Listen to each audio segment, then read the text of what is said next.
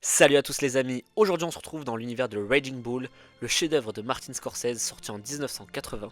Plus qu'un simple film de boxe, Raging Bull est une plongée brutale et fascinante dans les démons intérieurs de Jake LaMotta, boxeur au tempérament autodestructeur, interprété par un Robert De Niro au sommet de son art. Dès les premières images, le film impose une vision radicale du sport et de la violence, renforcée par un noir et blanc granuleux, des ralentis hypnotiques et des flashs éblouissants qui deviennent autant de ponctuations visuelles du chaos intérieur du personnage.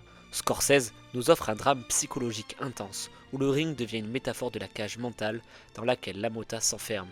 Dans cette vidéo, nous allons explorer l'histoire de cette production mythique, ses choix esthétiques et techniques, ainsi que son apport à la représentation du sport au cinéma. Avant de commencer, n'hésitez pas à liker, vous abonner et partager. C'est parti pour une nouvel épisode de l'analyse.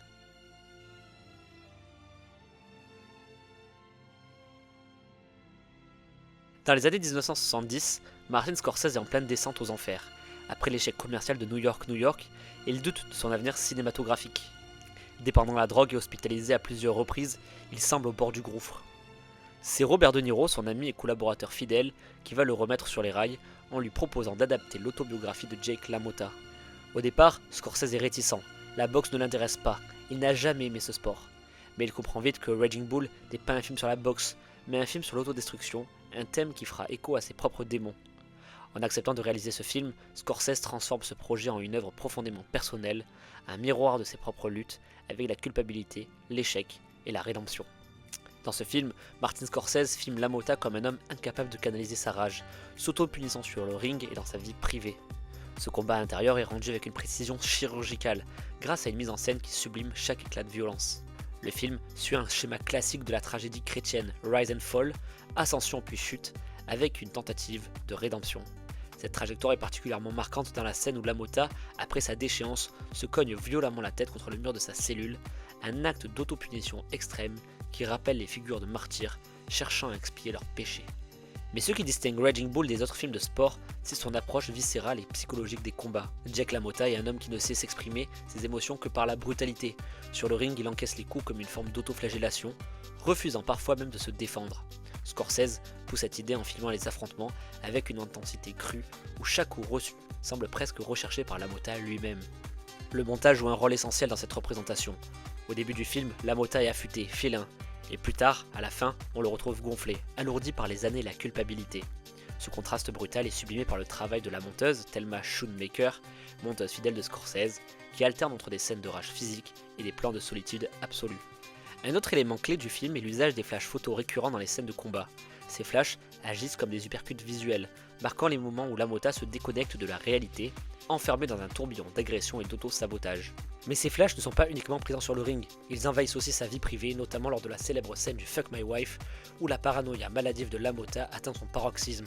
Son incapacité à faire confiance aux autres, en particulier à sa femme Vicky, est une extension de sa propre insécurité et de sa haine de soi. Avant Raging Bull, la boxe au cinéma était souvent idéalisée. Rocky en 1976 en est l'exemple parfait. Un film où le sport devient un vecteur de dépassement de soi et d'espoir, Scorsese prend le contre-pied total de cette vision. Sa mise en scène nerveuse avec un montage saccadé et des flashs photos aveuglants plonge le spectateur dans une atmosphère suffocante. Chaque coup est filmé avec une brutalité extrême, souligné par des gros plans sur le sang et la sueur. Tourné en noir et blanc pour accentuer la rudesse des affrontements, le film pousse même l'attention aux détails, jusqu'à utiliser du chocolat comme faux sang, car il ressortait mieux en nuances de gris. Le tournage du film regorge d'anecdotes fascinantes. L'une des plus marquantes concerne la transformation physique impressionnante de Robert De Niro.